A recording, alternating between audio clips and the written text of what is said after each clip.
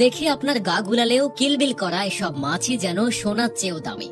মাছের গুঁড়ো, চর্বি, গম ও সোয়াবিন দিয়ে তৈরি করা আঠালো এক প্রকার খাবার মাছগুলোকে দিতে সব হামলে পড়ে খাবারের উপরে। এগুলো জাপানি ইল।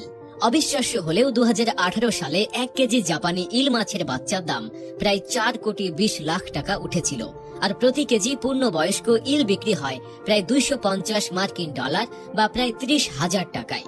শরীরকে চাঙ্গা রাখতে এবং শক্তিবর্ধক আদর্শ খাবার হিসেবে জাপানিরা এসব ইল মাছ খেয়ে থাকেন। এটি বার্ধক্যের লক্ষণ কমাতে সাহায্য করে এবং ভাইরাস ও ব্যাকটেরিয়ার সংক্রমণ প্রতিরোধও সহায়তা করে বলে মনে করেন জাপানিজরা। ইল মাছের সবচেয়ে জনপ্রিয় পদ কাবাব তৈরি। এর জন্য দরকার কাটা ছাড়া ইল মাছ। ইল মাছ থেকে কাটা ছাড়ানোর জন্য জ্যান্ত ইল মাছের মাথা পেরেক দিয়ে টেবিলের সাথে আটকে নিপুণ দক্ষতায় ছাড়িয়ে নেওয়া হয় মাছের মাংসল অংশ। তারপর আরেক দফা পরিষ্কার করে শুরু হয় মূল রান্না। জাপানে ইল মাছের ব্যাপক চাহিদা সামাল দিতে তৈরি হয়েছে ইল মাছ প্রক্রিয়াকরণ কারখানা, যেখানে টনকে টন মাছ কাটা, ধোয়া, বাছাই করা থেকে শুরু করে স্বয়ংক্রিয় মেশিনের সাহায্যে কাবাব তৈরি করা হয়। তারপর সেগুলো সংরক্ষণের উপযুক্ত করে করা হয় বাজারজাত।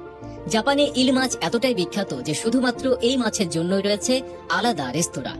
কাবায়েকি নামের ভাত ও ইল মাছের পদটি জাপানের তুমুল জনপ্রিয়। এক বাটি ইল মাছের কাবাব ও ভাতের দাম বাংলাদেশি টাকায় 10,000 টাকার আশেপাশে হতে পারে।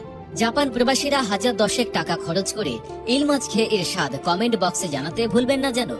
জাপানের ইলের অত্যাধিক দামের কারণে অনেকেই ইল না খেয়ে বাংলাদেশ থেকে রপ্তানি হওয়া তুলনামূলক কুঁচিয়া খেয়ে থাকেন।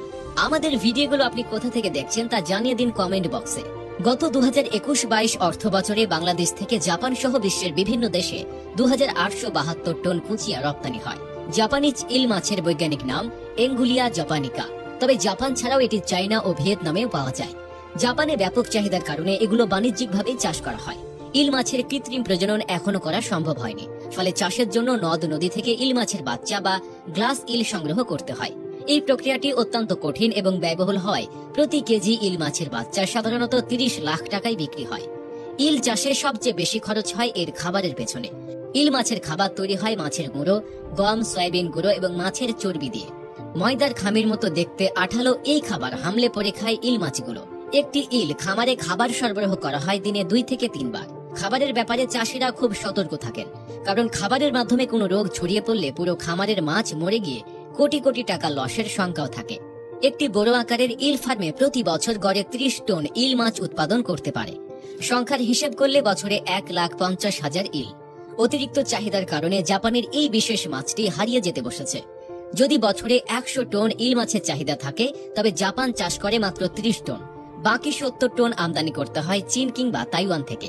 1980 সাল থেকে ইল মাছের প্রাকৃতিক সংখ্যা 75 ভাগ কমে গেছে। 2000 সালে জাপানিজ ইলকে বিলুপ্তপ্রায় হিসেবে ঘোষণা দেয়া হয়।